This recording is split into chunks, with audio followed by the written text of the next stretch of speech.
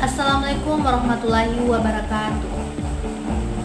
Puji syukur kita panjatkan atas kehadirat Allah Subhanahu wa Ta'ala yang telah memberi kita rahmat dan karunia sehingga kita dapat menyelesaikan praktikum lapangan kemarin, yang dimana praktikum ilmu tumbuhan air dan makroalga.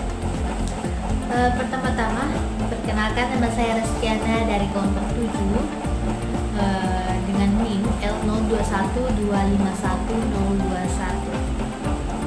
Pada kesempatan kali ini saya akan mempresentasikan hasil praktikum lapangan kami mengenai pembuatan herbarium basah dan kering, tumbuhan air serta makroalga. Oke, praktikum ini bertujuan untuk meningkatkan pemahaman kita tentang keanekaragaman tumbuhan air serta teknik pengawatan spesimen yang benar.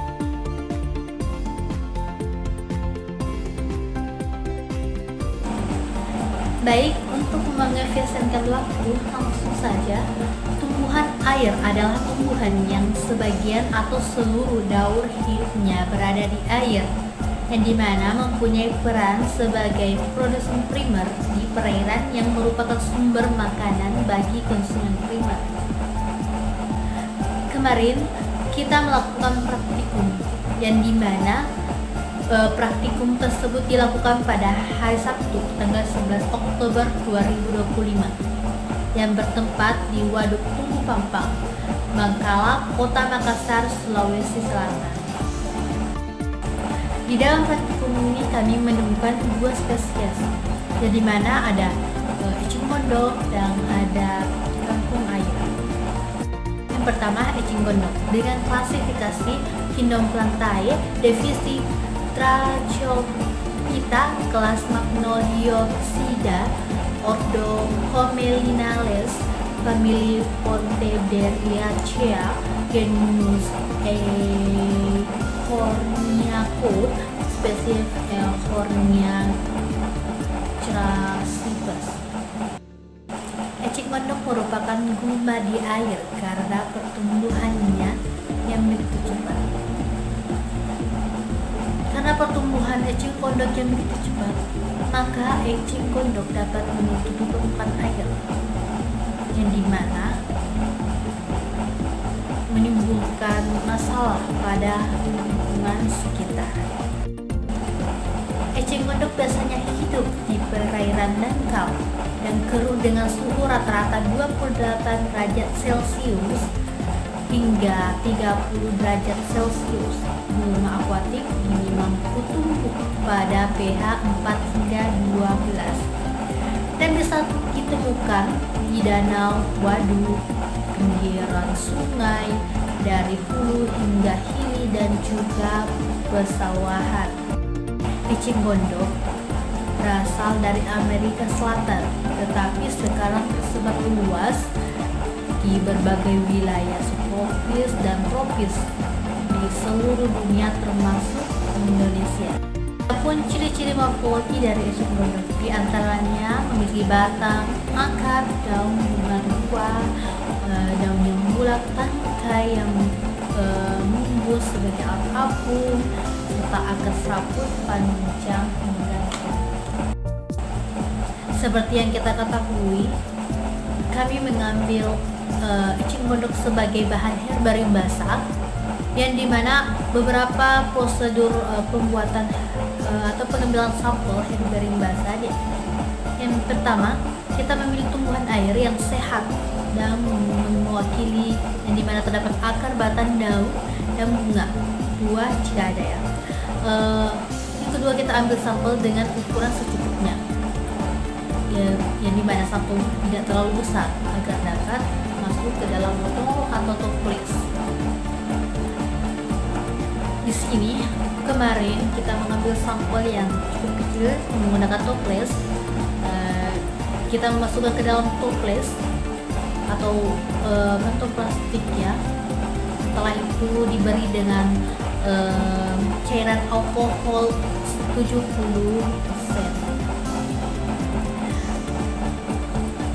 Di dalam prosedur ini pastinya setelah terlaksanakannya atau terlaksanakan pembuatan herbarium basah ini, kita perlu memastikan tempat untuk menyimpan herbarium basah ini. Ada beberapa tempat untuk menyimpannya. Yang pertama, simpan herbarium basah di tempat sejuk dan teduh, dan pastikan jangan sampai terkena sinar matahari secara langsung. Yang kedua, kita akan memeriksa secara berkala. Jika larutan keruh atau berkurang, kita ganti dengan larutan baru. Dan terakhir, pastikan label tetap terbaca dengan jelas. Yang dimana label yang dimaksud adalah label ada penamaan dan sebagainya mengenai eceng gondok yang ditempelkan di toples. Yang kedua ada kangkung air. Kangkung air dengan klasifikasi Kingdom Plantae, subkingdom Triahodionota, subdivisi Spermatophyta, divisi Magnoliophyta, kelas Magnoliopsida, subkelas Asteridae, ordo Sonalanes, famili Convolvulacea, genus Ipomoea, dan spesies Ipomea aquatica Flores.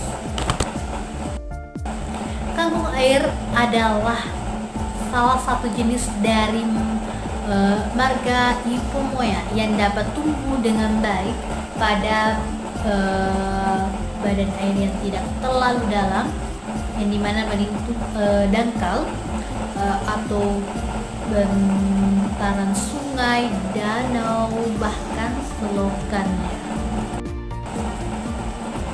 Kangkung air memiliki habitat, di mana tanaman ini dapat mudah tumbuh di suatu tempat yang dimana tempat itu adalah daerah yang lembab dan berair. Kangkung air yang banyak ditemukan yaitu di Asia Tenggara, termasuk Indonesia, Malaysia, Thailand, dan Filipina. Adapun ciri-ciri morfologi dari kangkung air, di antaranya ada akar batang daun buah atau bunga, ada daun berbentuk hati, lonjong, tangkai panjang, akar serabut, tumbuh dari ruas batang, menancap di lumpur, batang berongga, lentur, menjalar, bunga berbentuk trompet berwarna putih keunguan, serta buah berupa kapsul kecil berbiji. Nah, kangkung air ini kita ambil sebagai herbarium kering. Adapun beberapa prosedur pengambilan sampel dari herbarium kering, di antaranya kita pilih tumbuhan yang sehat dan mewakili semua bagian penting seperti ada akar, batang, daun, buah atau bunga. Setelah itu kita mengambil tumbuhan yang tidak terlalu besar agar bisa masuk ke dalam kantong plastik sedikit, yang dimana kita harus mengambil tanaman yang memiliki misalnya batang dengan daun ditambah bunga. Setelah proses ini terlaksana, pasti seperti biasa harus disimpan di tempat tertentu. Ada tempat tertentu untuk menyimpan herbarium ini. Di antaranya kita simpan herbarium kering di rak atau lemari khusus. Hindari kelembapan tinggi. Kita gunakan camphor atau silika gel untuk mencegah serangga atau jamur. Kita simpan secara teratur berdasarkan klasifikasi atau lokasi pengambilan.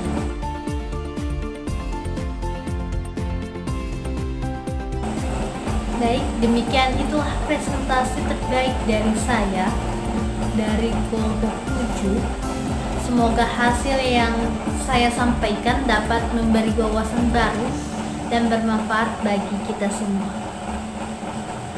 Saya menyadari bahwa dalam laporan atau presentasi saya terdapat kekurangan. Oleh karena itu, saya mengharapkan saran dan kritik yang membangun dari teman-teman sekalian. Sebelum saya tutup presentasi dari saya, izinkan saya menyampaikan sebuah pantun.